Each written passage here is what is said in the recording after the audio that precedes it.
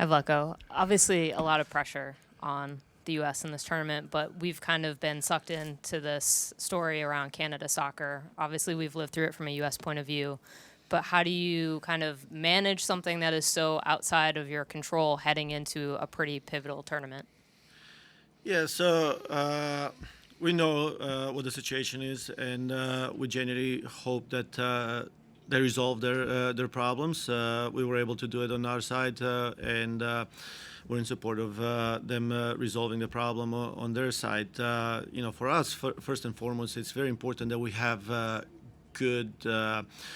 Good teams, good national teams in the confederation that we're at. We see what happens in Europe, how they're pushing each other constantly to get better. So it's important for us to have a good Canada team, to have good Mexico, Jamaica, Haiti, like everyone keep on growing because that will push us to be the best that we can, and also to have good soccer games.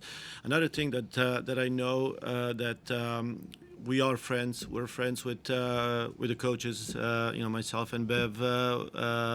We're able to talk or have talked on numerous occasions. I know that their players are friends with our players. They play on the same club teams. But once we step on the field, we know there's going to be a game, and that's what we prepare for. Steve. Vlatko, thanks for your time. What do you want to get out of this, given 3 games over a week, and it mirrors the tournament, the World Cup in a lot of ways? Things are getting down towards the end for your roster selections. What do you need to see?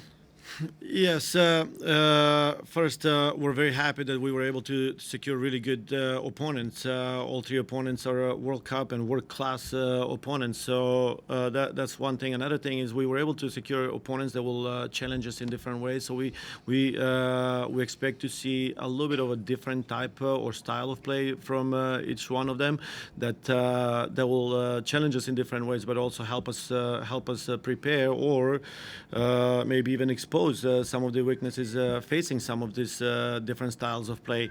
It is a great opportunity for us to prepare for the World Cup in that matter, but also it is a good opportunity for us to evaluate some of the things that we're doing and see how it matches up with top opponents. And the last piece is individual analysis evaluation, because we're still in the process of making decisions, obviously, for the final roster. Hi, Vlatko. Hart with Equalizer Soccer. Canada's had an interruption with their training. Their mind might be focused elsewhere. So what kind of game tactically are you expecting from the reigning Olympic champions? Yes, like I said in my first answer, I know everything that has been going on, and we saw that with our team. Prior to resolving our problems, there were so many things going on off the field. But once they step on the field, these players are pros. Like they know how to tune everything out and focus on what matters in the moment. JT. Thank you, Aaron. Thanks, Vlatko. Last time we talked to you when you unveiled the roster, you talked about wanting to try some new combinations of things and can keep trying stuff. There's some particular areas of the field that you're looking to do that in, and in particular, I know we've asked you a bunch about Taylor Korniak, but is a Korniak-Sullivan combo, which we haven't seen much of yet, is that one that we might see?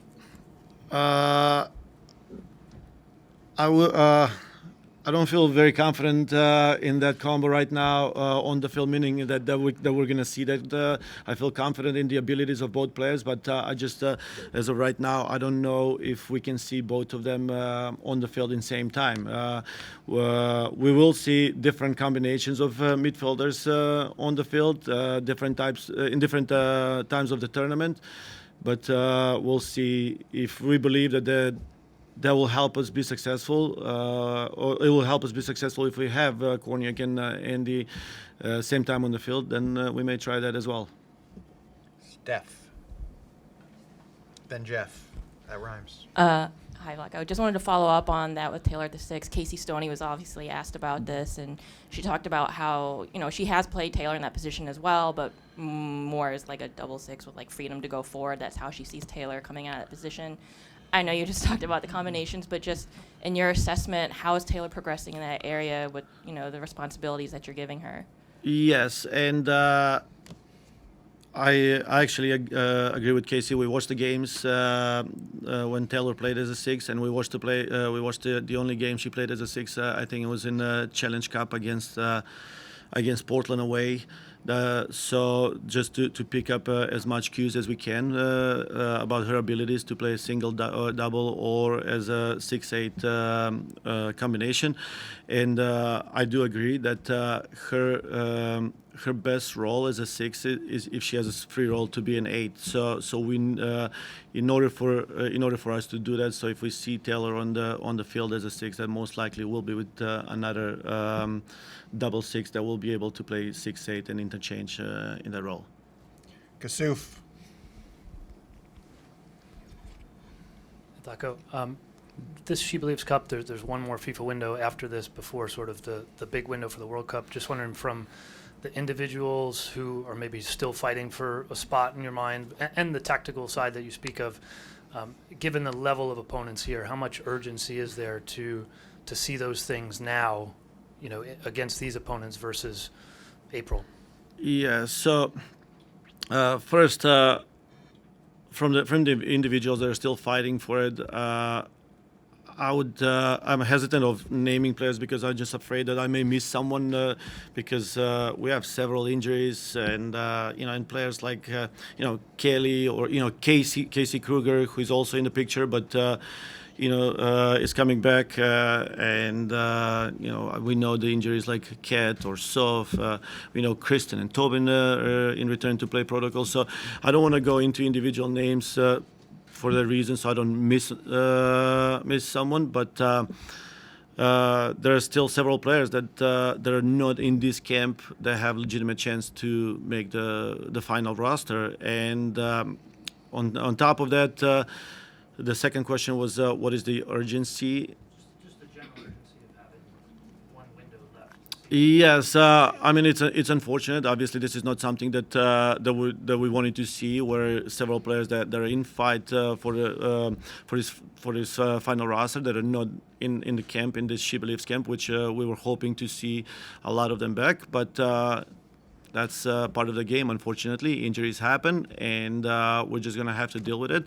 And another thing is every time somebody gets injured, it's an opportunity for someone else to shine. And we saw that.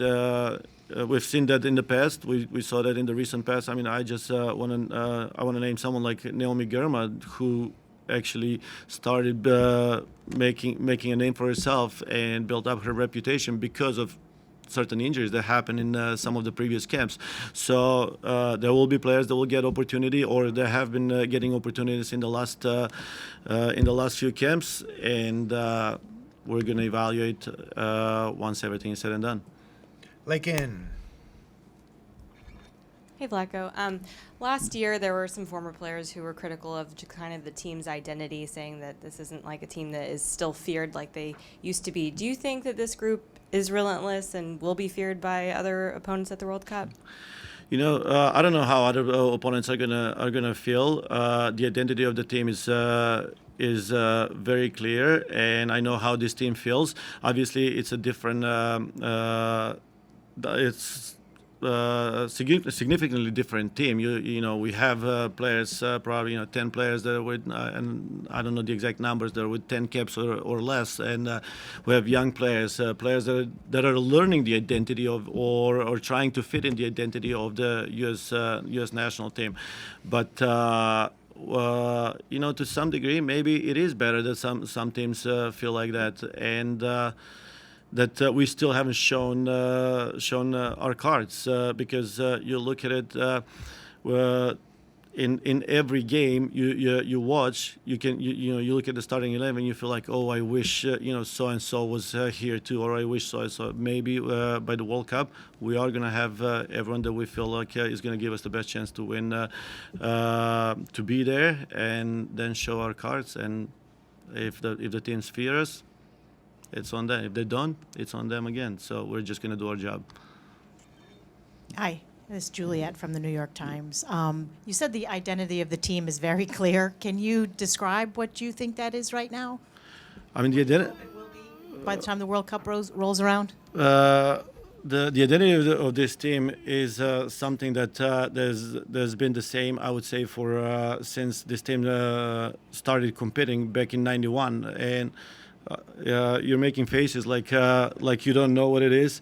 No, I mean, it hasn't, you don't think it's changed since '91? That seems. No, it has evolved, but I don't think it has changed. And I truly believe in the competitiveness. I truly believe in relentlessness and in fearless mindset that these players have. When we talk about identity, we're talking about the psychological and identity of the team in the approach of the game. We don't talk about style of play. Style of play has changed and evolved over the years, and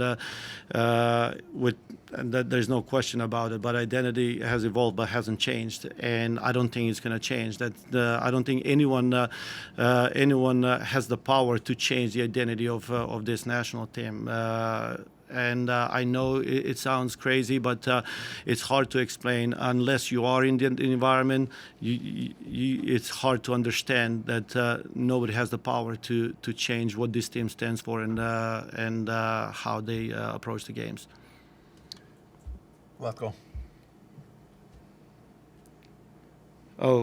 Yes. Team news. Yes, just one last thing is Rose Lavelle picked up a knock in the last training, and she will not be available for the first game. So just wanted to make sure everybody's aware of it, so it doesn't come as a surprise.